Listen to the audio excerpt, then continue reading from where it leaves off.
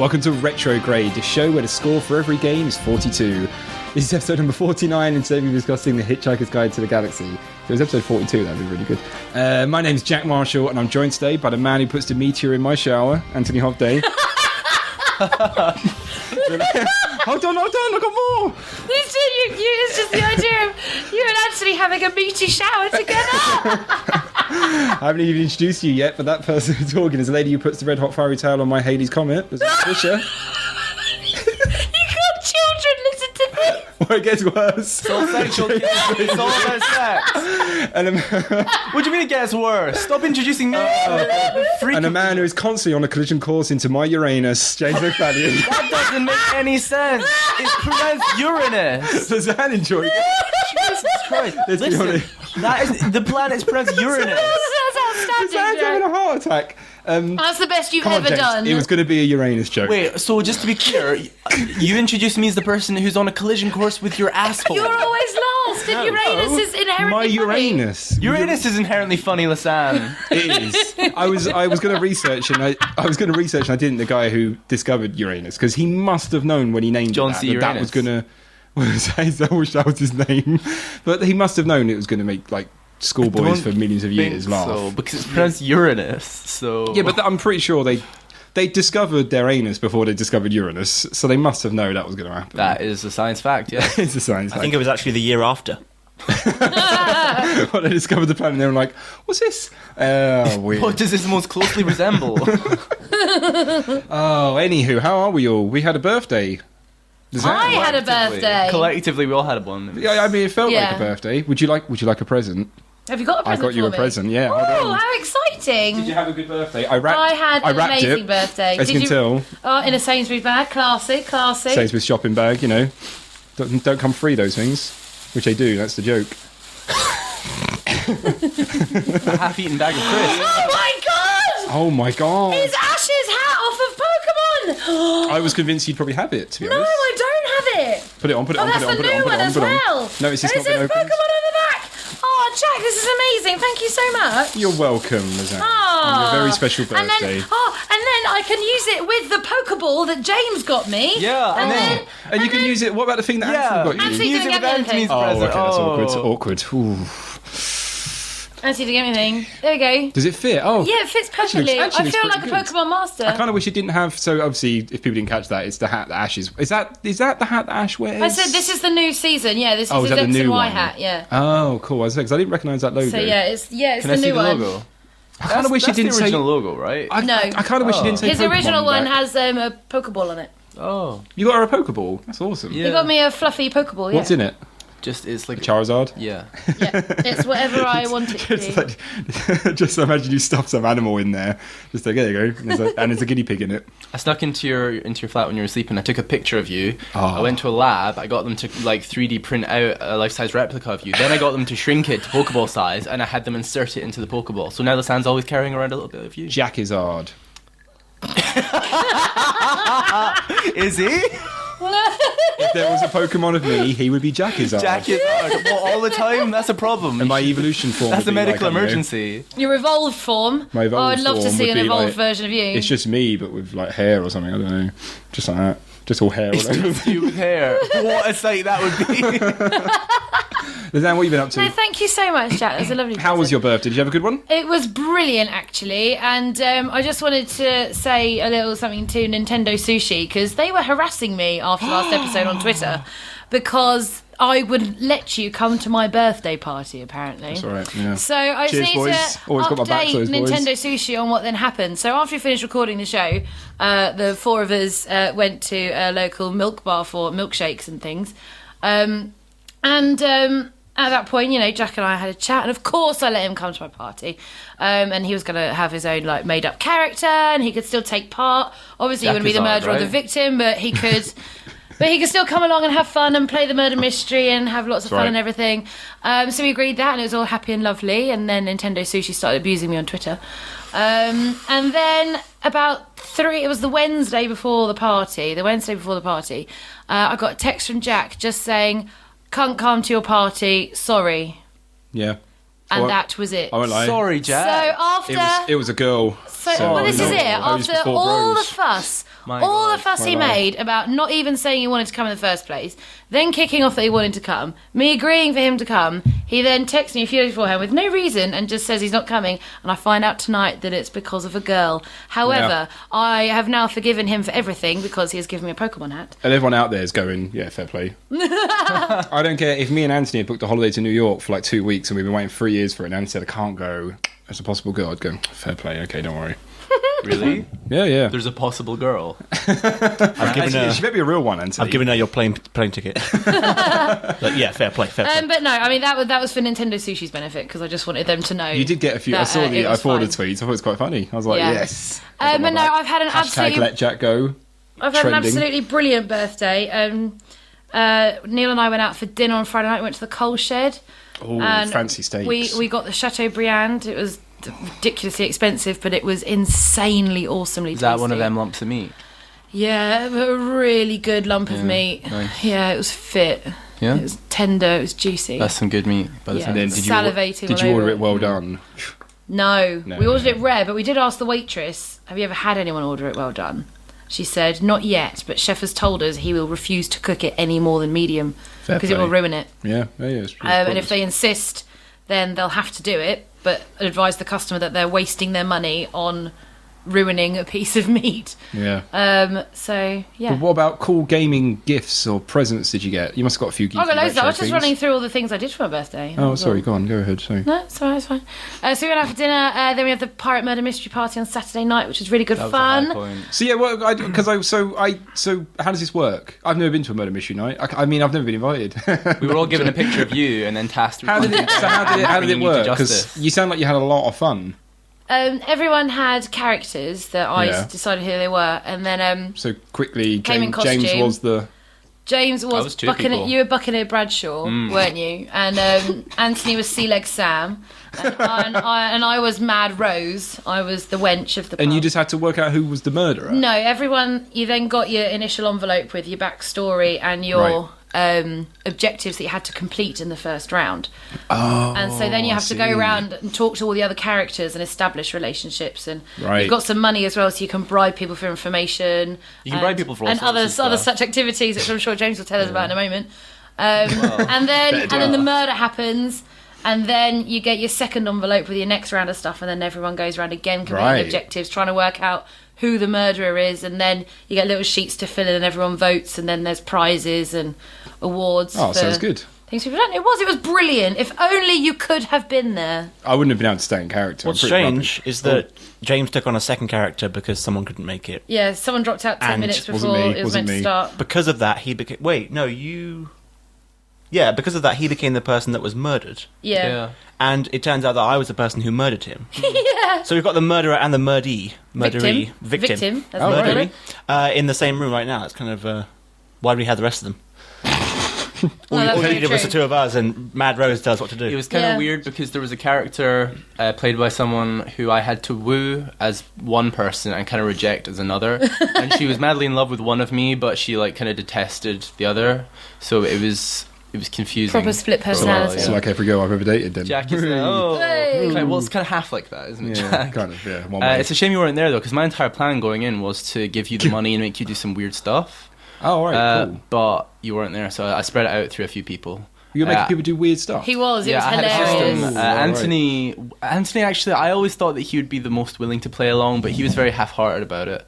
I gave some people some money to do some fairly demeaning things. Half-hearted, I had. Blimey. Pretty I half-hearted. had qualifications. Uh, I knew that you could abuse your power. I did not abuse that, to be fair. I could have made you bark all night, but... And you paid me way less money than everyone yeah, else. but you accepted that. I paid you the right amount, clearly, because you were okay with it. Yeah. I'm just saying, you can't blame me for being half-hearted when I got, a fourth of the money. Well, or you should have whatever. held out for A more. quarter. You should have said, "Well, I know that you've paid so and so this much, so I want No, I at was least the first $50 person more he than paid. that." Oh, okay. Yeah, it was the Blimey, test this- run on Anthony. It's got a bit personal, Fair didn't it? Right? You wouldn't bark like a dog for James. It was hilarious. I did, James, I did. James, because he started off with 2 envelopes, meant he had double the money everyone else did, Oh, and so so he frittered Just- he frittered half his money away, Making paying it people to rain. bark like dogs. Oh, God, whenever yeah. someone said their name, which was hilarious, to be fair. Adam was really good about it. He was the best. Adam was sport, amazing. because he refused to break character whilst he was doing it. So he'd be Yeah. like doing all of these Machiavellian plans, but as soon as anyone was like the governor, he'd be like, "Woof, Yeah. which was it was gratifying for me. It was hilarious. Good It was fun. really good fun. That's how I really get good my fun. kicks on Route 66. And then Neil and I went down to Devon. We got back today. So, Yeah. it's good. Cool. Good. Saw my parents. Jane, go on.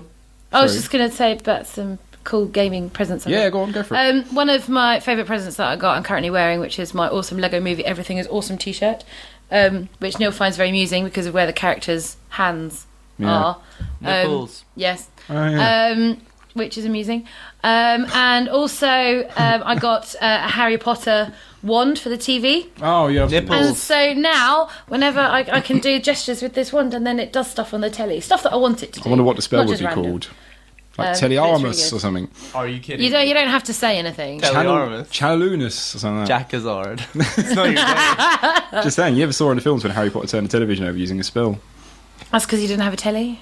I still don't get how he managed to make his aunt float in the third film when he didn't She have a wand. in his- inflated it 'cause he yeah, was- but he didn't have a wand. he in was his That might angry. just have been a tragic coincidence. He never No, had but a that wand in happened. his hand. The accidental magic used to happen to the kids. Oh, You don't really? need a wand, it just Yeah. makes it better. Yeah. And that is advice you can take to the bank, kids. James, got anything you want to share with us? Anything you've been playing recently? Anything I up don't know. to Did I cool stuff? mention that I completed Dark Souls 2? Woo! I can't remember if I did actually. And we should probably touch on the We Done Bad last week, where you talked God, about that Dark was- Souls being your favourite that game of all was- time, and then in the Yeah. almost in the same breath, just about 40 minutes later, then slagged off Namco, when Yeah. Namco haven't done a good game for years. Yeah, that was ridiculous actually. I remember, I think I even mentioned it in the show, like, there's one game I'm forgetting, but I couldn't think what it was. It was Dark Souls, because I thought, because Konami are another one of those old arcade giants who do like Yeah. modern games, and they do Metal Gear Solid, so I was thinking, oh no, it's Konami who publish Dark Souls, but no, it was Bandai Namco. And Ni no Kuni as well, which you slipped your mind as well. Yeah, and So the they've Tales produced games. one good game. And the Tales games. Yeah. Tales of Xperia, whatever they're called. Yeah. Well, I mean, but that's not as well known as something like Ni no Kuni or Dark Souls. So. Oh, and we've been talking, haven't we, about the Last of Us HD remake. Yeah, I'm excited about that. The That will remaster. make me- it's not an HD remake. HD, it's HD remake, guys. HD, slight- they're going to up the HD on it. Ever so slight remaster. I will buy the out of that as soon as it comes out. I'm going to get a PS4 for that. For a game that you can already play on your PS3. I've already played it twice, but I feel like any You upgrade wanna support visually it. will be really like welcome. I mean, I can't imagine how that game is going to look, 'cause it's already one of the most beautiful Is it? things. Is it a packaged game that's selling, or just a downloadable I game? would don't know, imagine it actually. will be packaged with a PS4 at some point. It's going to be like the holiday. But I mean, sorry, I meant like a retail release. Like as a, Oh no, it's as a going to be game. it'll be retail. Yeah, obviously. Oh, okay. I think it would be weird if it was just digital, because that's going to be like what 30 gigabytes. That's the way we're going, unwieldy. isn't it? It's the future. And it's going to have the DLC packaged in with it, which is good because that's fun. Were they going to do any more? There was just what's the DLC called? The Wave. Left Behind? Is it Left Behind? Is that the only one they're going to do? DLC. I think so. Yeah, I would imagine okay. so. Interesting. Anthony, what have you been up to? Not much. That's good. You've been No, proud? Anthony did. There was an incident last night. Well, not really. I mean, you brought 2 street brownies to the table. Yeah. And You bought brownies you- off the street. I feel, in what? retrospect, that you were reckless in eating the street brownie because you had no idea whether it was going to be dangerous or not. Wait, but as I explained, Could have had drugs or razor Who blades did you in it. buy or these something. brownies off? The streets. they weren't from the streets; they were from a house, which is why it's not reckless because I know where the perpetrators live. What if that was like some kind of timeshare? Stash house or They something. could Yeah. have put arsenic in it. Yeah, and like Why people would have were been they? able to- Were they what? Did they have like a little cake store outside or something? No, I was walking along the street and I saw these chalk words on the pavement, and it said for the Free brownies. for the best brownies in town. No, knock on this door. Knock on this door for the best brownies in town, £1 each. And it was 2 hours pointing at a door, so I thought, yeah, all right. So I knocked on. Well, I That rang the doesn't seem bell. dodgy. They could have abducted you. Like they could have given you a Jack's meaty shower or something. was it little? like- Was it little Meteor kids? shower. Yeah, it's funny because Jack pronounced it meaty. Was it little kids? It was like a 14-year-old guy who came to the door, but I don't think he baked them all because there were other baked goods for sale. as I well. think I know the house. Is it the house that's kind of down there near the church, the big church? Sure, yeah. Because I think I've seen that kid, and I always feel because he's always selling cupcakes on a Sunday, Oh, and I always mean to I keep feel buying them. bad. But yeah, sorry, go on. So I rang the doorbell and bought 2 of them from him, and I offered one to James, but he didn't want it because he was I worried felt about really paranoid at this time. I was like, wait, is it strange that I won't eat this possibly drugged brownie? But I don't know, is that to you guys, does that seem strange? Because I really wanted the brownie, But at the same time, I was worried that I would die. I It's wouldn't. kind of I would have watched Anthony eat it That's first what and happened. waited half an hour But Anthony- and then eaten it myself. I did that, but Anthony went into town and bought some millions, which are actually more delicious than I could possibly ever have remembered. And so I kind of We've filled not up had on millions those. in ages. Not in many years, no. I wouldn't eat a brownie from Anthony, even if it came wrapped up in a wrapper from the co-op. The Co-op is like Yeah. your number one most trusted I just know that establishment. Anthony's probably done something to it, got some Pritt sticks, sealed the wrapper again, gone there and go, Jack, have a brownie. Like that. And I know it. Then I wake up 2 hours later in a bathtub, my kidneys are gone. kidneys. Anthony's in Libya, having a great time. With your kidneys. Yeah, that's the plan. Dancing that's, a merry jig. That's what He's happens. gone The next on episode, I'll be like, no. selfies on Facebook with his kidneys. One over each eye. Next episode, no podcast, guys. I'm under the weather. Anthony's not here either. Anyway, anyone else got anything you want to share? Anything fun going down? I thought you meant, because you leant into the microphone when you said that, I thought you meant you were saying that to the podcast listeners. Like, if there's no podcast, why are you saying it to the listeners? My parents go on. have got 5 orphan lambs, which Neil and I helped look after. blimey. And so, yeah, we spent a lot of time in the field playing with lambs over the What past happened to few their days. parents? Well, sheep only have 2 teats, so the mother will only keep 2 of the babies if she has 3. So she'll just ignore one, and in the wild, sheep aren't wild. In the actual wild, then I don't know if that that's lamb pretty would crazy. die. Why you always see a lamb with 2 cubs? 2. A That's why, sheep yeah. with 2 lambs. Yeah, that's why you only ever see 2 of them next to Yeah, her. because they've only got 2 teats, and if they have 3, they'll ignore it. Sometimes, It's a crap bit of evolution. sometimes if a It sheep is. only has 1, then the farmers can dress one of the other ones up in the birth stuff from the other one, and then the mother will be tricked into thinking she's had 2, and she'll look after it, but sometimes she'll Oh, reject that's clever. it. So what they do, they then put the orphan lambs up, and then you can, I think my parents paid £15 per lamb, and they got 5 of them because they've got a bucket not with bad, 5 is teats it? on, so they can feed 5 at once. And so yeah, so we were looking after them all weekend, and then they'll be going for slaughter in autumn. So yeah, that's nice. Cool. I could feed like 8 lambs, At once. probably. You've got They're 8 quite teats. vicious. I They're have. quite vicious. I do have a good video of Neil feeding them on my phone, which is pretty funny. Mum's left their tails on, so they all wag their tails really furiously when they're being fed. They're like little puppies. It's really cute. Oh, don't name them though. But anyway. Oh no, Anthony. she has named them. I do not dear. have 8 teats. Oh, okay. That's what you suggested. But yeah, what have you been up to, Jack? Oh, I've got nothing. I've got nothing to share. I was just going to talk about Uranus a bit more. Let's just keep going around the table. Yeah, no. Anthony? What have I been doing? What have I been doing? Have I got anything interesting to share? Well, Not really. what games are you working on at work? Oh, I've got nothing going on sadly at the moment. Oh. I haven't got a game at the moment. No, I'm just sitting around sitting my arse. I haven't even got a game I've been playing. What, are they paying you God, for I've done sitting there nothing. doing nothing? Oh, I'll tell you what we'd like to talk about. The fact that we played Gang Beasts. The game, Oh, which if you yeah. guys remember, the little squidgy guys going whoop, whoop, whoop, whoop, whoop, and you Yeah. threw each other in front of trains. And if anyone out there is interested, it's a very pre-alpha game by a company called Bone Loaf, I think they're called. And they put out a demo very early. This game called Game Beasts. It's a 4-player game, very kind of like co-op, where the controls are really hard to do. You kind of just have to like grab and try throw. You got very good at it though. You were throwing people through glass and everything. They don't know pretty who you're quickly. talking about. Oh, Anthony, sorry. Anthony got very good at quickly. Anthony got very good at it quickly by throwing people in pits and stuff. And I think I'm really excited about the game. I would urge everyone out there to go look up Gang Beasts and make sure you spell it right, because otherwise you get some dodgy results. But yeah, it's a I good had game. fun with it. It's good. I feel like it was fun, but it's no group multiplayer competitor to Mount Your Friends. I think that's the gold standard right now. to Yeah, be honest. Mount Your Friends is. The problem is we played with a few people who'd never played it before, and it's clear that we were on a bit of another level playing the game. I mean, we could mount our friends pretty damn quick. But like, and if anyone's wondering, there is actually a game. It's on Xbox Live Arcade. It's called Mount Your Friends. It's fantastic. It's worth 69p.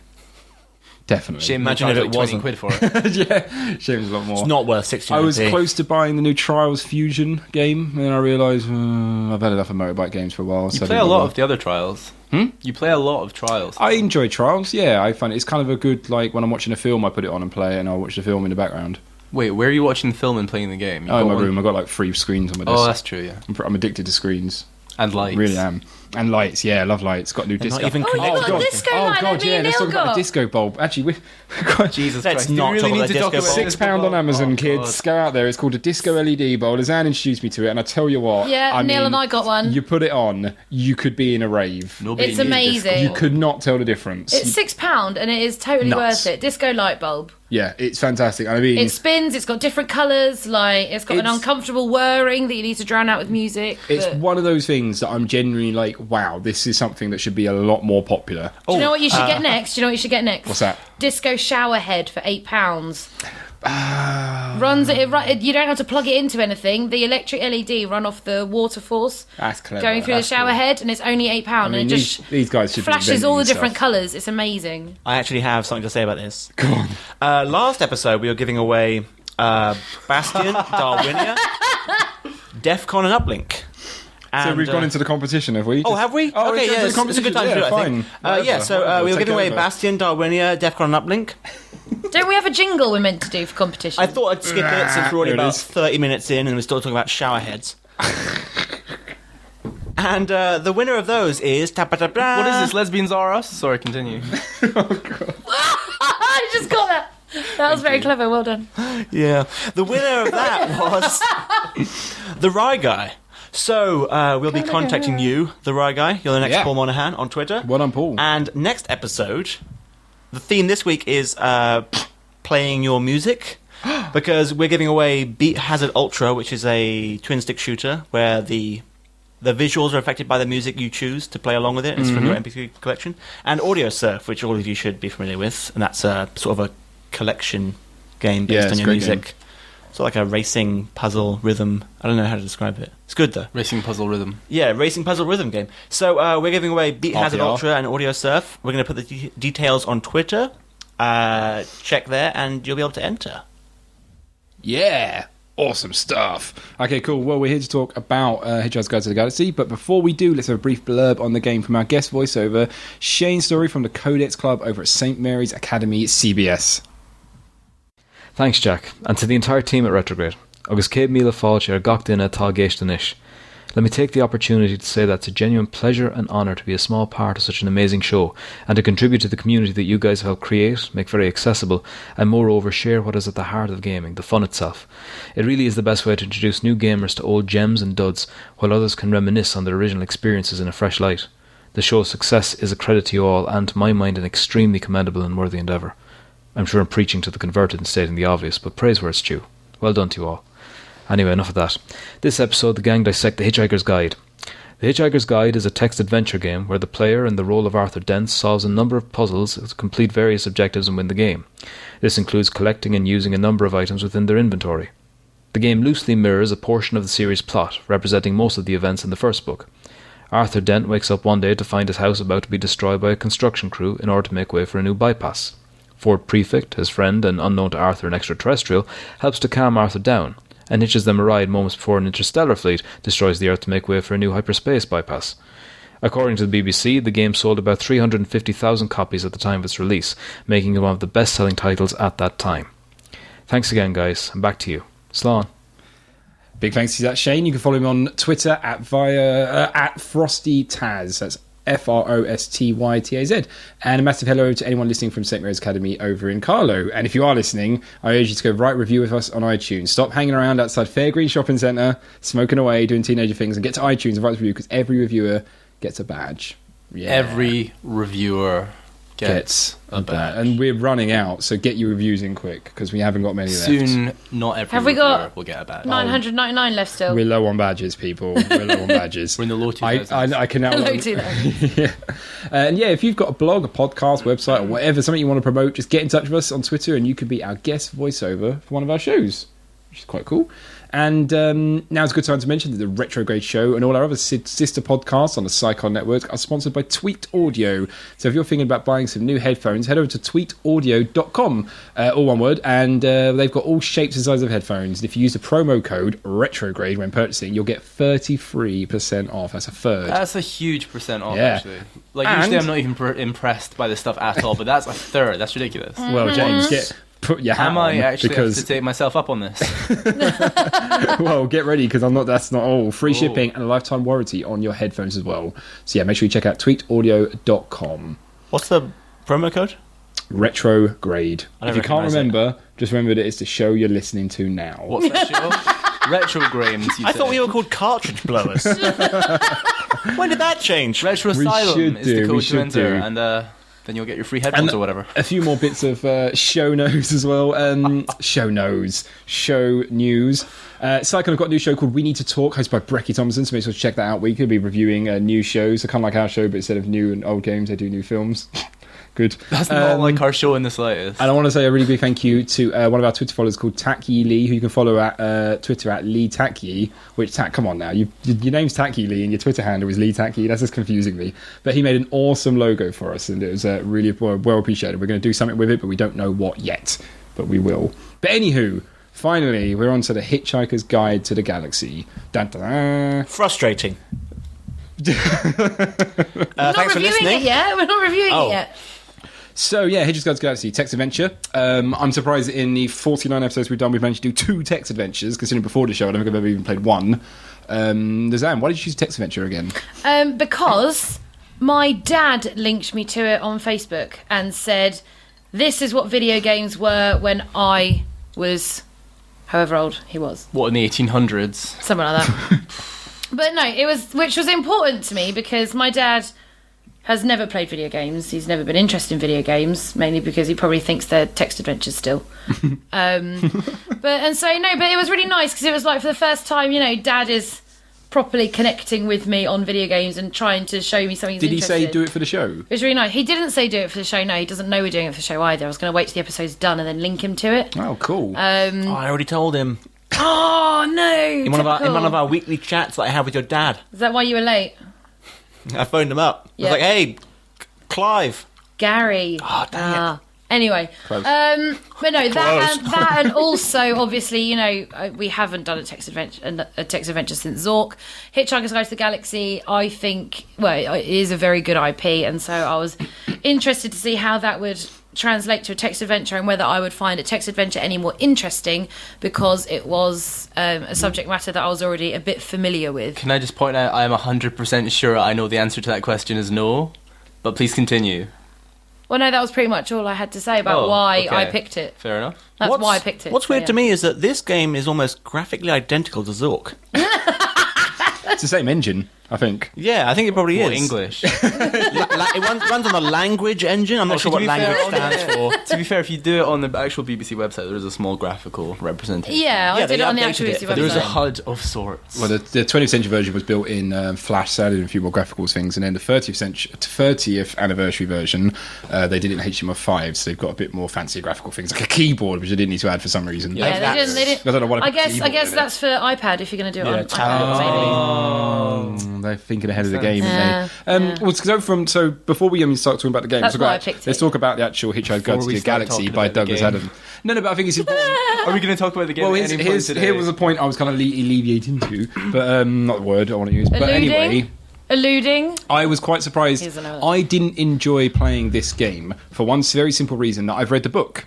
And I actually found that because I've read the book, it was weird how the game... like Zork, I actually didn't mind because it had a lot of free choice. I can go north, go south, there's things over here. When I was doing the game, there was no real exploration. I was just playing along with what happened in the book. There were moments where I got to walk around the ship and use tools and stuff like that. But overall, like when I started, I knew I had to get out of the house because the bulldozer coming. For example, when the bulldozer was coming, I was like, stand in front of bulldozer, do not know that command.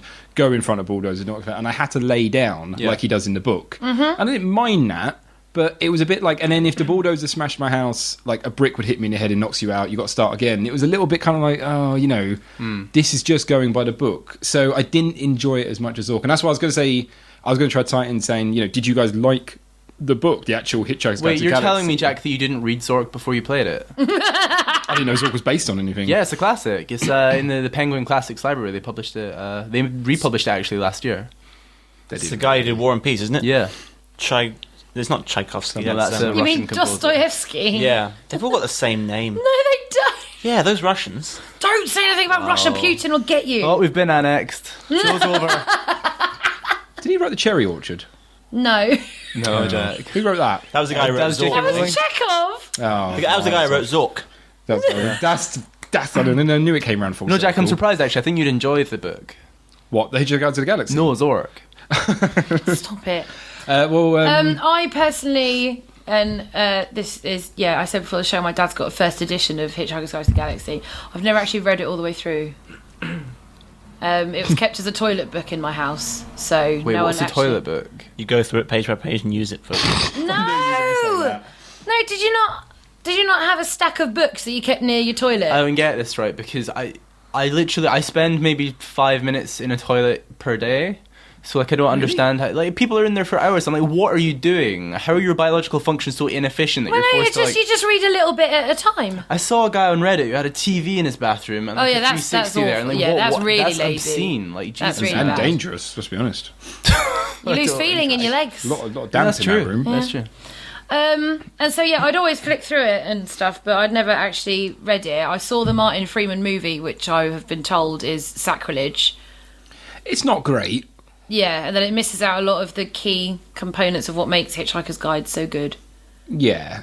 But I appreciate Douglas Adams, and I appreciate his work and his style and his sense of humour, so that's why the game intrigued me. Sorry, Anthony, you go. Book. You haven't said much about the game, I guess, and the book, if you've got thoughts on that as well. No, my thoughts are almost exactly the same as yours because I think the two are tied together, and it's an advantage that Zork has that it isn't.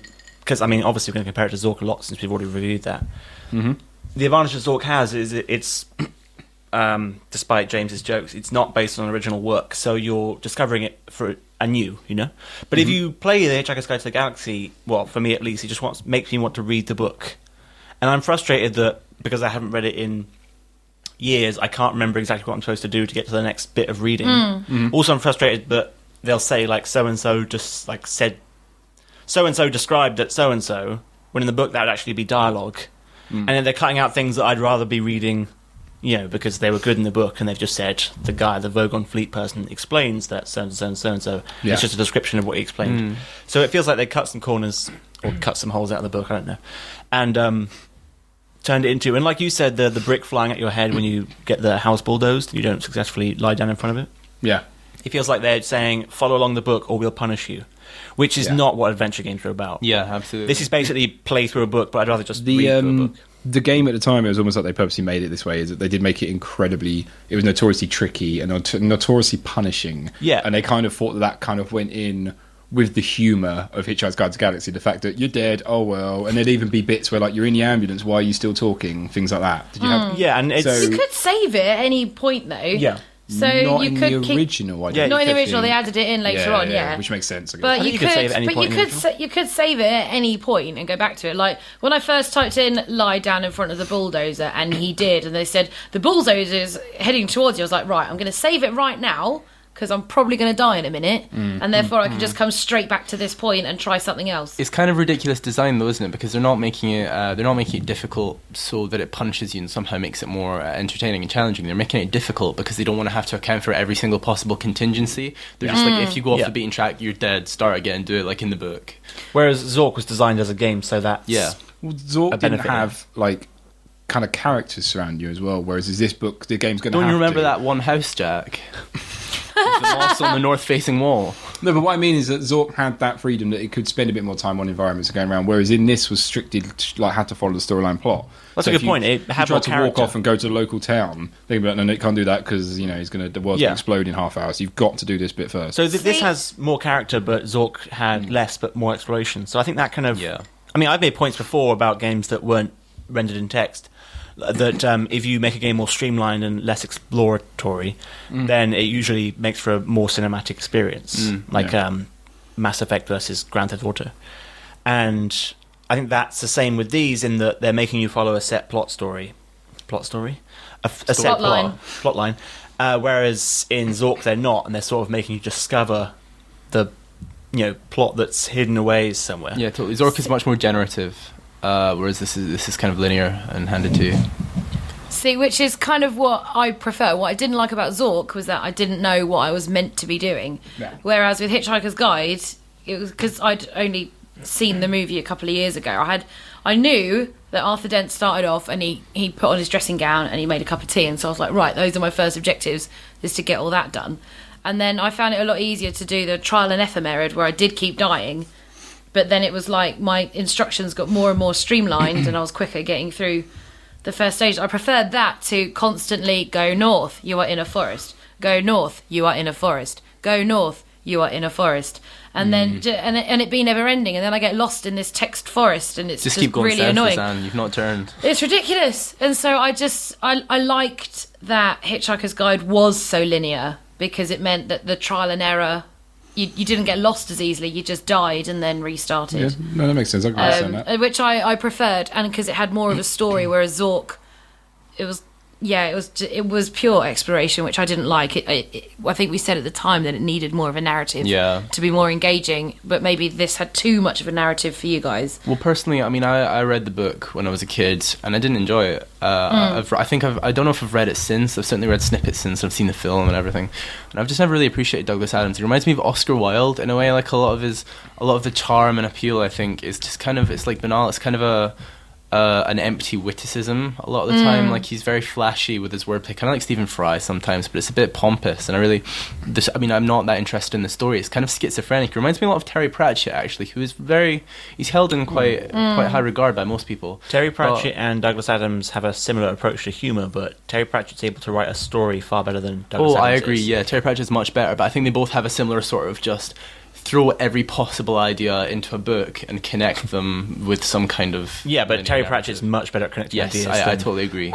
I mean, I've got the book Hitchhiker's Galaxy, and I've read it for the first time about a few years ago, and I quite liked it, only because it does go to the extremes of being quite fantastical and stuff, and yet I love the fact that it's almost quite British in a way, that it goes to these fantastical ideas and combines them with really dull, mundane features. Like, you were laughing before the show at the people who are impressed by wristwatches. Yeah. There's something so kind of like dry about that, and the things, like things like the whale falling through space and stuff and feeling more alive and then dying and stuff like that, and the we've got mice and dolphins being the most incredible. It's just these kind of weird fantastical things, incredibly boringly represented in a way. It's kind of interesting. It's amusing, but it kind of, for me at least, it got in the way of the immersion, because like literally at any point anything can and does happen. Yeah, I agree. And it's kind of all over the place. And so when playing this, I wasn't really that invested in the story.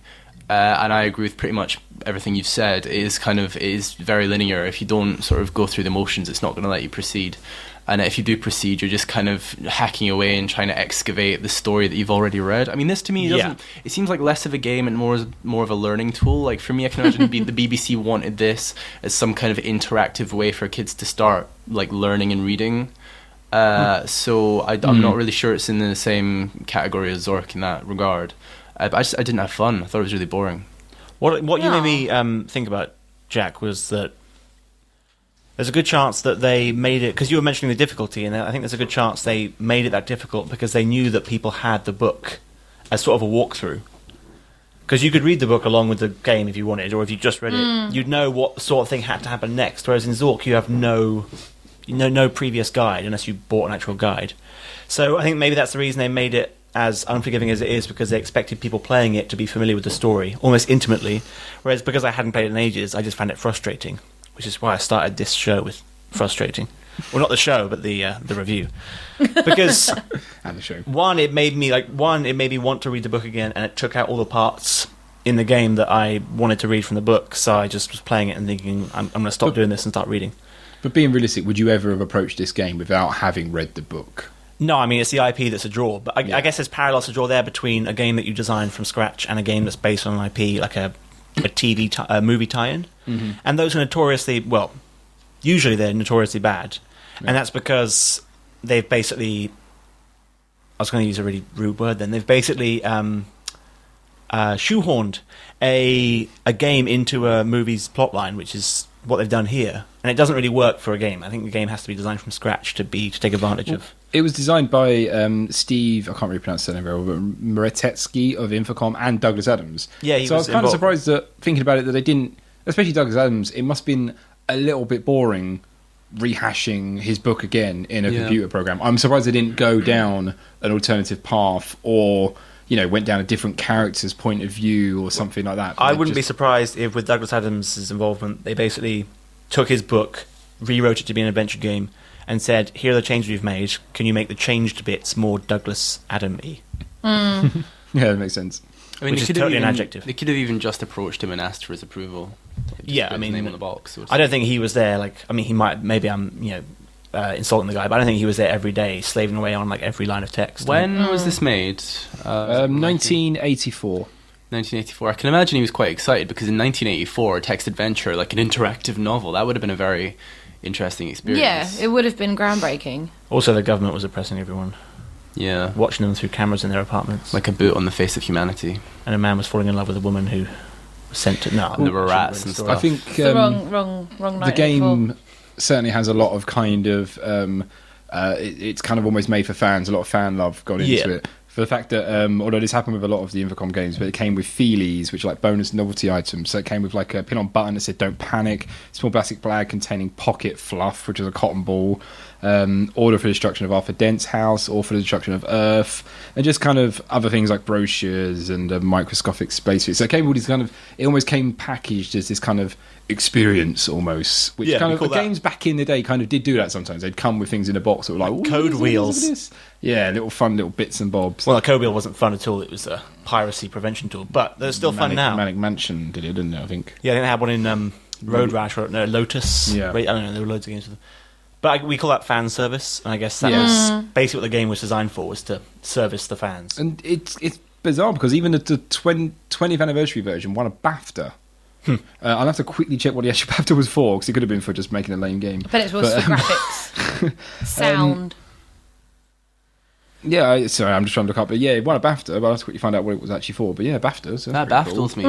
That does baffle you. Nice. That's That was for good. you. That was good. And yeah, and then obviously the 30th anniversary was only That was like worth a a BAFTA. few months ago, so they decided to make a 30th anniversary game as well. So there's still kind of drive for this. It's still kind of, people seem to really... But it's beloved. It's really, really beloved. The story, because it's so British. And it's referenced everywhere. Why, this- Everywhere has a little reference to this. This was a question I was going to quickly ask. What is it about, and okay, I can't think of a lot of examples, but Doctor Who is obviously a good comparison. What do you think it is about British and sci-fi that go together quite well?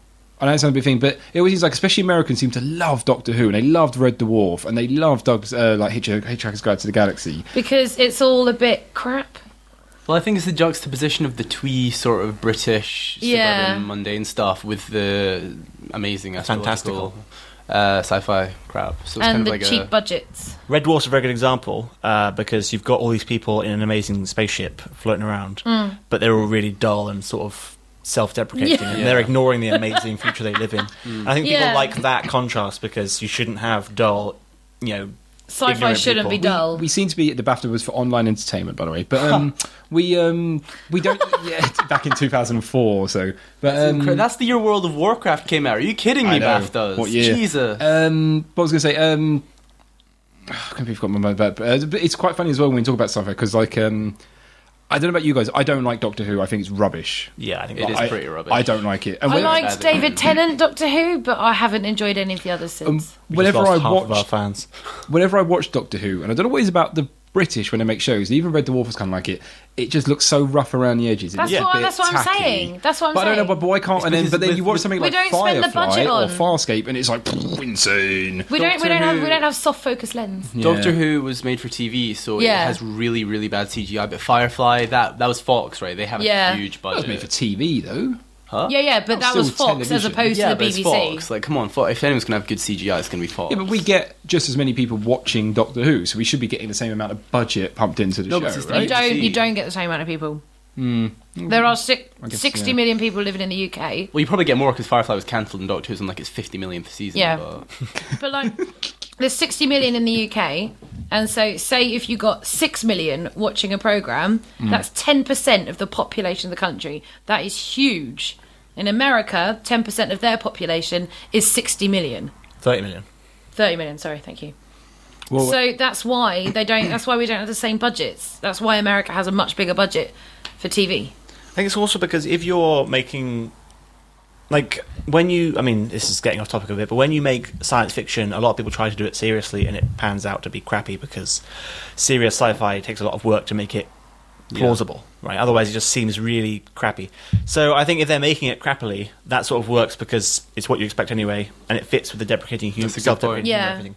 So I think we stick with crappy-looking sci-fi just because it's easier and it's sort of beloved. You know, it's easier to accept than attempted serious sci-fi that turns out to be a bit shoddy. Like Red Dwarf with its ship on a string Yeah. that they It was keep pretty bad. using. I love it. I was love just it. gonna mention, if you are a fan of Doctor Who, you should check out Who's Who, which is on the Psychon Network. It's one of the podcasts we have over there, so maybe you should check out. Even though I just said Doctor Who's rubbish, those guys love it. So Oh, do they? If you That's so if interesting. you That's think an you interesting stance to take on the whole issue. Lovely Doctor Who. No, that's good. because Doctor Who's rubbish, but their podcast is fantastic. I wonder if it's the terrible acting or the even worse writing. It's the directing. I But suppose, hold on, is you a can't. distant But okay, third. but hold on.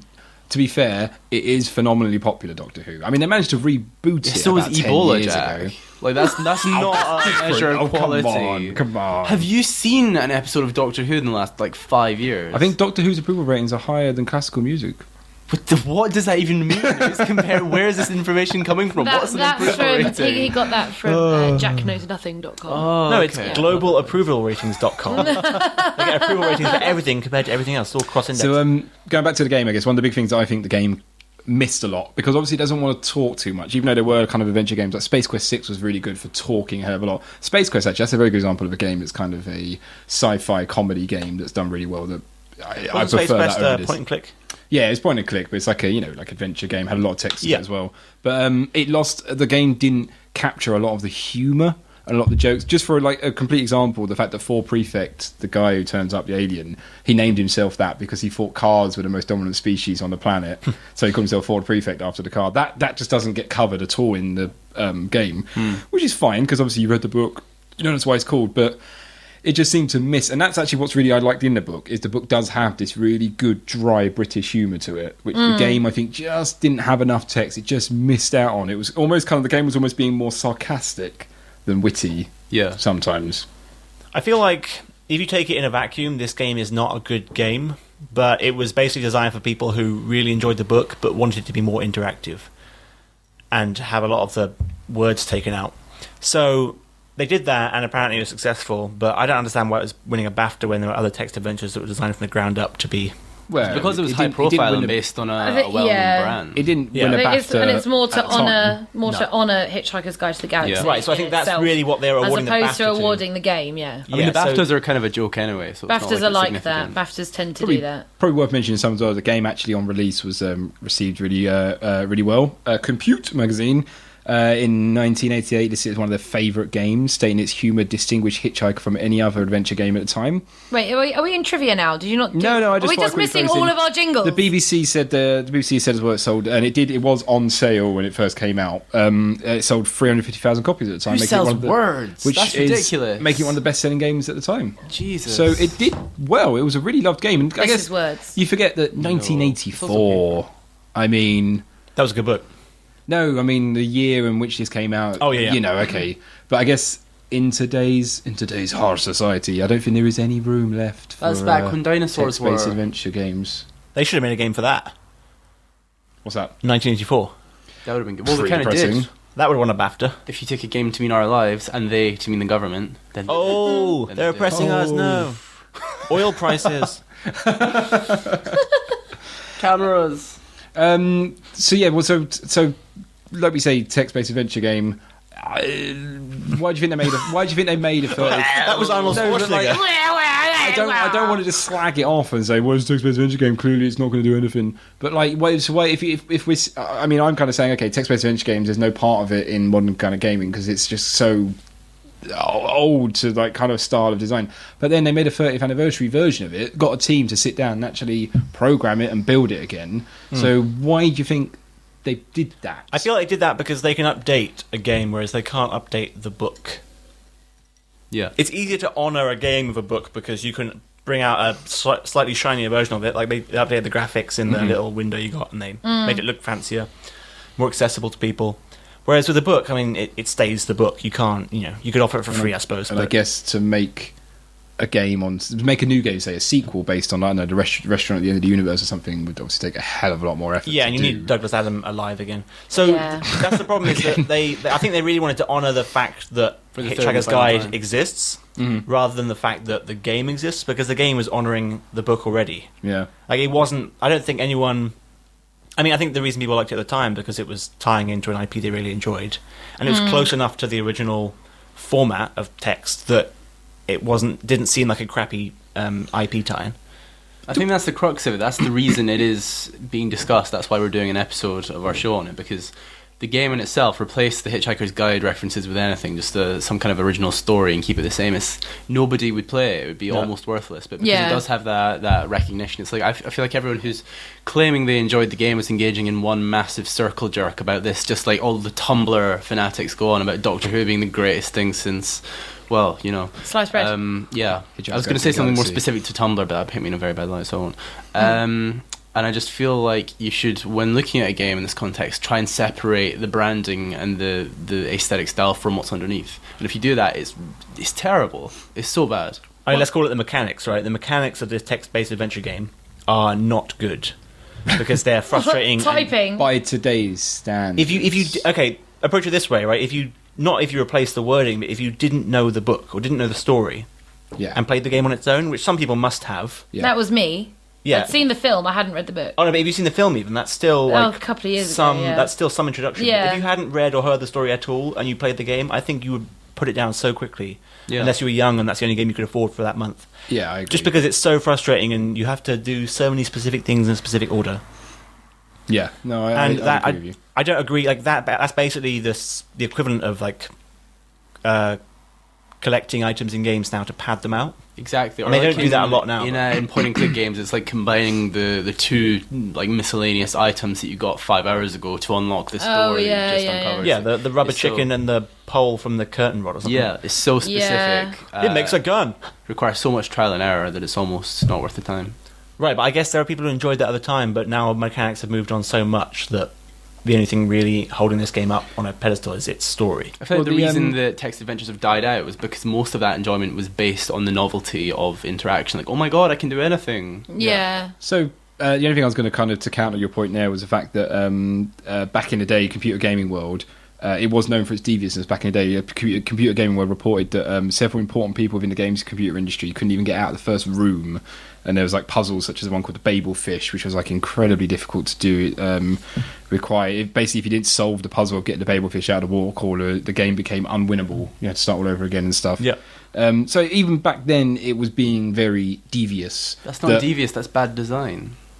It shouldn't be designed. I don't know. So Can you not purposely make something a bit devious, a bit manipulative? Yeah, almost? but that's not what they're doing there. They're just designing it in a very obtuse. But you could say that Dark Souls is quite a devious game. It makes it incredibly hard. You could, but Dark Souls difficulty is gauged in a way that you always know exactly what to do when you die, and then you can go and fix that. It's not, you're never killed by some crazy puzzle that is there because you didn't get the fish out of the cooler 10 hours ago, you know? It's a dispenser. But this ties into one of the reasons I don't like text adventures and also regular point-and-click adventures from like the Sierra school of thought, because the LucasArts school of thought was you can't lose, you just have to keep trying. Whereas the Sierra school of thought was you can very easily lose and you won't know why. And that side of it, and it's in this game as well, annoys me because there are very few games now where you can make a decision, say, 2 hours in, and then it makes you lose the game 5 hours in, but you haven't realised for the past 3 hours that you're about to lose the game.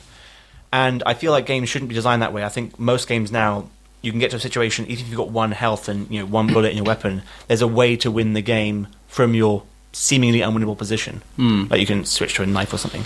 I'm thinking of a first-person shooter here. But like there aren't many games now that do that, where you can lose 3 hours ago and not have realised it, and that's frustrating because it ties into. There was a study done very recently, in fact, where you get all of these really sort of. These skeptics who claim the video games cause violence and they turn kids into murderers, blah blah blah, Jack Thompson, etc. And there's been a study that just came out. I'm not sure if you guys saw it. That links the increase in aggression not to the violent content of any games, but to the frustration and feelings of inadequacy you get from not being able to overcome a challenge. And I feel like the design in which you can lose the game 3 hours after the fact and just you've wasted so much time, that feeling of inadequacy should not exist. That's not a feeling you ever want the player to have. Even when they're losing or failing, you want them to feel like they have the tools necessary to later overcome the challenge. I don't necessarily agree with that, though. 'Cause I think there's plenty of examples in life where you might might work at something for a long time and fail. Yeah, but a game isn't life. Cooking a cake, for example. Yeah. People don't get angry and furious after they've cooked the cake for 3 hours and it came out terrible. Some people do. Some people. You don't cook a cake for 3 hours, Jack. No, but you know what I mean. That's why it's terrible. You don't. You can paint. No, yeah, exactly. You put salt in instead of sugar, and it's just ruined the whole cake. You can paint the wrong picture for 2 hours. You can drive in the wrong direction for 2 hours. You can get on the wrong plane. Yeah, but some of those things are less involved. I mean, imagine you've spent 5 consecutive hours organising a surprise party for me, and then who told him? And then we all turn up, and everyone is in a different location. There's no food anywhere. I'm not even there. You're not even there. None of us exist. That is going to be frustrating for you, Jack. Yes, it's going to be frustrating, but life can be frustrating at times. I mean, I think what part of the charm for this game, for me, was that it was inherently British, and yes, you did fail a lot, but you were slightly ridiculed for it. So it was get up, dust yourself off, carry on. It's like being slightly ridiculed for the game's failings. Well, no, but it's true, not British. being. We like a good. We We're like always a failure. root for the underdog. Yeah, our comedy is based around failures. Yeah. And the underdogs and the underdogs. I don't like that approach to humour here. That's I why love I it. watched... Do you like 40 Towers? No, that's what I mean. Yeah, I do like Fawlty Towers. That's a standout. But that's why I prefer American TV, because it's less about let's laugh at the failure. It makes you feel good, yeah. Like Yeah, The yeah, Office and stuff. I like being made to feel good. I think No, but they James's still point. have scapegoats in those things That's true, but where it's they just- have the underdogs. It's just not presented in the same way. Like, they don't treat the underdog the same way. American comedy is inherently much more optimistic than British comedy. Yeah. Well, of course, everything American is Blackadder. much more optimistic Yeah. than the And British. The fools. I know, they're so young in their nation. And there's still a spectrum, right? But James's point earlier to Jack saying that life is like that, he was saying that life isn't a game, or games aren't life. And I agree with that, because you play a game to potentially escape from the drudgery of real life if your life is drudgerous. Drudgy. Drudgy. Drudged up. A drudge. And so I don't want to play a game that frustrates me, because I could just, apply for a job if I wanted to get frustrated. I mean, I have a job, but apply for a different job if I wanted to get frustrated. Or organise a surprise party for So if I play a game, I want to feel like a god, or I want to shoot someone in the face with a bullet, because I'm not going to do that in real life, because that would be a drudgery. But even if you don't feel like that, even if you're playing a game that is genuinely very challenging, you want to feel as though you are equipped to progress at some point. Yeah. Whereas in life, there are so many issues that you can encounter I- where you don't have those tools. You don't want that situation to ever occur in a game. And that's what this game Avoidable. represents. And I disagree with you. You play games not to feel like a god. You play games to be challenged, to Yeah. stimulate your brain. There's no Yeah. one reason why That's- anyone plays a That's game. why Jack. people do That's- Sudoku puzzles. That's why you'd never play a game where you just walk down a corridor and don't do anything and just go, I'm straight to the No, goal." I agree. There's always Bored. usually Have an you heard, element dear of Esther? challenge in games. It's, But like what, it's the steepness of the kind of difficulty. what James is saying is that it's nice to know that you've got the tools to overcome that challenge. Whereas in Hitchhiker's Guide, you might not have the tools at all. You might have not Yeah. realised that you hadn't picked it up 6 hours ago, or whatever, and you come across a challenge and thought, well, now I'm screwed. There's not a quality game that I've ever played where I've died and be like, and then I've come back 5 hours later and not disagreed with myself, except for this one. Well, not except for this one, because this one is badly Super Meat designed. Boy? Super Meat Boy, are you kidding me? I've died, and I feel like, I should have done so-and-so, and then I did so-and-so, and I beat the level. Simple. Oh, okay, I see Same what with you mean. I see this. what you mean. That's why It's James not only really took the same with this, 2 though, tries because for every level. It's so contrived that it's not, the tools aren't given to you. You have to kind of eke it out over the course of a long time, and a lot of it is trial and error, and it is kind of bullshit. Yeah, there's literally a puzzle at the end where Melvin, I think his name is, asks you for a tool. There's 10 tools, including the screwdriver at the start, that you have to pick up through over the course of the game. Whichever one you don't pick up, he'll ask you for. If you don't have it, the ship explodes. Yeah. That's So you quite have clever. to do the Clever. whole game. That's good. That's very That's clever. not clever. So it's kind of But it is clever. It's not remotely clever. Hold on, It's frustrating and We've made cheap. our points in this. So just to wrap up quickly, kind of summarize one summary on the end of the game. Do you think this game could be made? Could you think this book and this IP could be made into a modern game? And if so, what kind of form would game? it take? I think it would have to be a book that Douglas Adams didn't write, like a seventh book, Yeah, using the same style, the same approach to writing, whatever. he But didn't write a 6th book, but carry on. oh yeah, but just designed from the ground up to be a game, rather than taking one of the books and using the plot as Yeah. the plot for a game. But what, like a So set in the Douglas Adams universe. Yeah, and using the But- same sort of humour, but letting you explore more, because I think that's one of the joys of games, is exploring. I'm trying to think of like Discworld, for example. They did Discworld Noir, and they did the Discworld game. They were, yeah, you're right. They were in the universe. You played as Rincewind the Wizard, but it was a different storyline. No, I think they were based on the Actually, I same- think Discworld 1 might have followed the storyline of the Dragon, which is Guards, Yeah, Guards, yeah. I think. And so yeah, that kind of bit it showed it from a different character's perspective, which was nice. Right, so I think that's a point-and-click adventure as well. So there's obviously a lot more exploring and everything. And I doubt they had as much. I'm trying to think of a game that's taken on a film or a book, but played it from a different perspective. To be honest, like the King Kong game, I think might have. That's a terrible game. That's a bad example. The King Kong game is pretty good. It's not too bad, yeah. But I can't think of a game. I can't think of. We've had discussion before of how many books have been turned into games. Yeah. There's not many. I guess we forgot about this one. The one example I liked was the Matrix game they made, Enter the Matrix. Enter the Matrix, yeah. Where it happened in tandem with the movies. So there was a bit where those two characters went off, and then that's where you started in the game. You that was those so two cool. characters did what they did, and then came back. So it actually tied in and didn't rehash any of the plot points. They also recorded actual live scenes with the actors for that game as well, or maybe they just used cut scenes from the film. But either way, it was cool. They had actually like live. It's still, even now, like 10 years later, probably still one of the most kind of I don't know what the word is, but a game that was designed so much in line with the film that they made. I almost use the word synergy, but that's not it. But like where they really did crossbreed them over each other, like and they worked together. Right? Yeah, where now they normally just make the film and then the game bundles on later as like a weird prequel to the film or something. We should wrap it up though, and we should go into trivia about the game. It's more trivia about the book because I thought it was quite cool. Because there's obviously a lot more trivia about the book. The initial idea for Hitchhiker's Guide to the Galaxy came to Douglas Adams while lying drunk in a field, holding a copy of the Hitchhiker's Guide to Europe, and he was staring up at the night sky, obviously thinking, "It'd be good if it was a Hitchhiker's Guide to the Galaxy."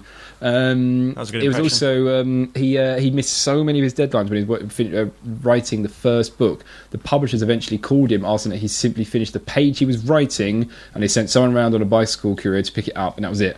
They were like, "We're sick of this book. Just finish the page. Let's get it. Let's publish it." And that's why the book ends so abruptly. But it then turns out to be incredibly popular, so he was kind of lucky in that respect. And then something I just noticed today, what I thought was quite interesting, was that the BBC, when they were doing the 20th anniversary version and the 30th anniversary version, they wrote on their website this statement about the game. Then graphics came along, and the computer-using portion of the human race forgot all about 500,000 years of language evolution and went straight back to the electronic equivalent of banging rocks together, the point-and-click game. That is one of the most intellectually lazy sentences I've ever heard. And also, it was in a page that. It wasn't like it was trying to be funny or sarcastic. That was genuinely just a random, if it is a joke, in the middle of a normal bit about the game. So I was like, wait, was that... Why are they calling the point-and-click game the equivalent of banging rocks? Yeah. It's on the BBC 30th anniversary website about the game website. Very cringe. And I was a bit like, what? Like, is that trying to be funny? Point-and-click games are definitely an evolution of text-based adventures. Yeah. Apart from the fact that maybe they have less text, like they've got less dialogue, less descriptive text. Obviously, the text isn't inherently valuable, so that's not even a criticism. Like it was just really strange on this website. It's on the, if you go onto the BBC website, go to the 30th anniversary of the game, and then just go to the About Game section. Just a nice little, it's a nice thing, and then suddenly they just slag off point-and-click games. It's like, all right, don't be bitter. They probably gave it to an intern. So I'll be creative with this. Yeah. I'll be lauded. I'm gonna be so snide. BAFTA. That brings us into the retrograde part of the show. Okay. It's a session space. Oh yeah. Ooh. Okay. I've got an option of two. Do you want to vote? Space Victoria things. Sponge. No. Space things, please. Either well-known aliens or well-known planets, or a planet. Which one do you want to go for? Let's go for planets. Planets? Aliens are hard. I don't know many aliens. I couldn't name three off the top of my head. E.T., Xenomorphs, Predator. Crichton. Let's go with planets. Planets Crichton? is cooler. Oh, For Red Dwarf. Yeah. Crichton was the robot. He's not an alien. Nah, it's futuristic accounts. No, it's a robot. Yeah, it's true. Sorry, cat then. Okay, it's a robot. Right, let's do planets then. James has said planets. I've You can decided. go first then, James. Alright, I'm gonna give it Uranus. Because it's pronounced Uranus, James. Amongst the younger members of our society, it is a source of laughter. But actually, it's not all that relevant. Okay. Because it's a planet that is miles away. Fair enough. I'm going to far away. I'm going to give it an Earth because it's homely, it's comfortable, it's very familiar in tone because it's British. But obviously, and the planet is ours. I'm going to give it Earth. I got one.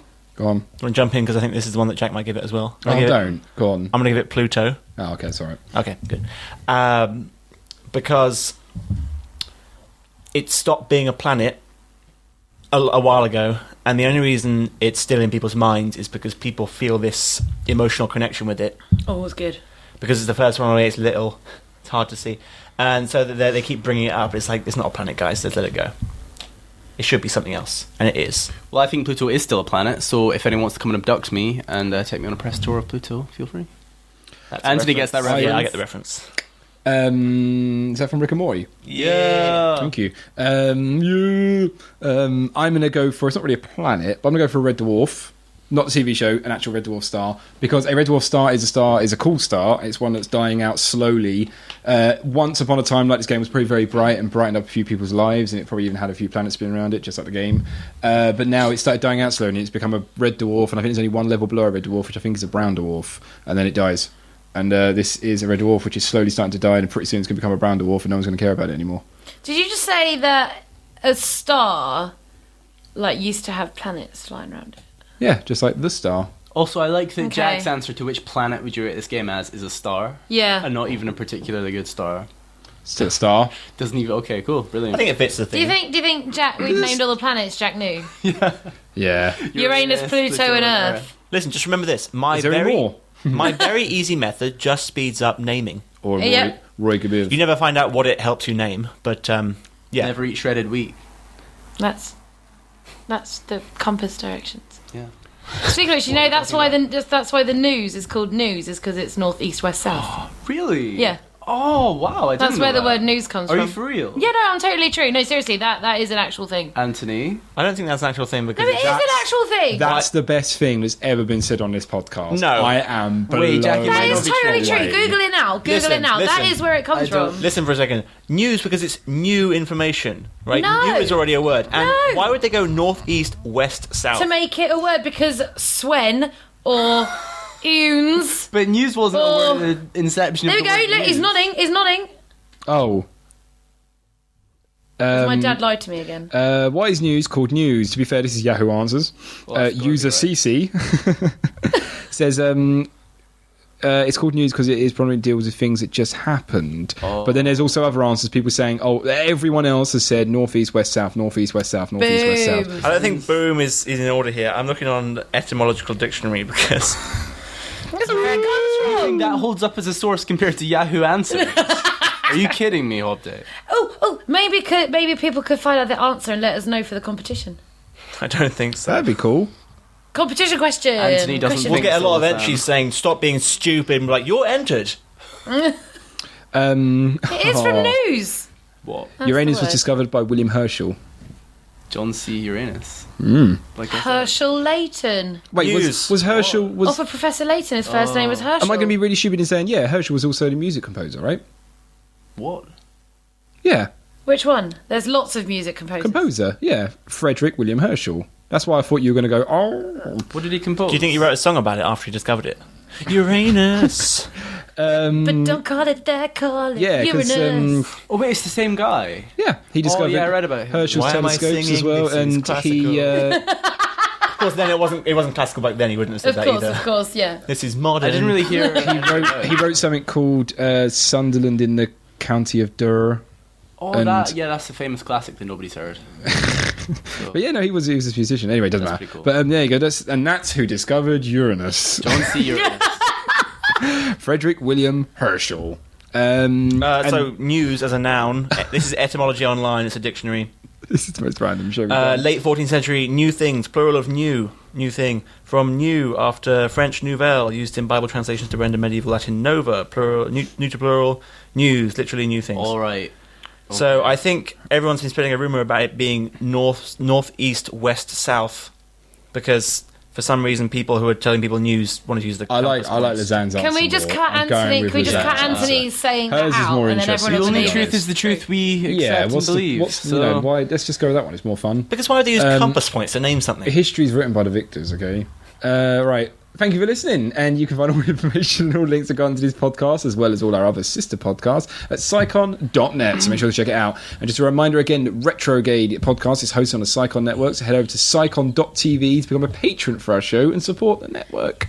We're going to be back in 2 weeks, where we'll be playing Final Fantasy VI. which so many people were hoping I was going to say 7 then. But nope, Final Fantasy 6, chosen by James.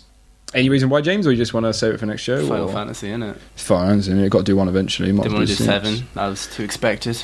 I have 7, so that would have actually. Well, Neil has it. Then it would so have been that expected, wouldn't it? That would have been useful. You would have expected that more than this. Now I've got to find I've 6 one surprised you. somewhere. I think you'll enjoy 6 more than you would enjoy 7. 7. I think Okay. 7 is going to be way less accessible than 1 to 6. 6 is on the SNES, right? Yeah. Yeah. So yeah, we can just get I'll have it somewhere. Easy access. Yeah, so thank you for listening. Jack's catchphrase. Yeah. Story of my life. And that's goodbye from me, Jack Marshall. Goodbye from Anthony Hobday. Goodbye. Goodbye from Lizanne Fisher. Bye. And goodbye from James McFadden. Never.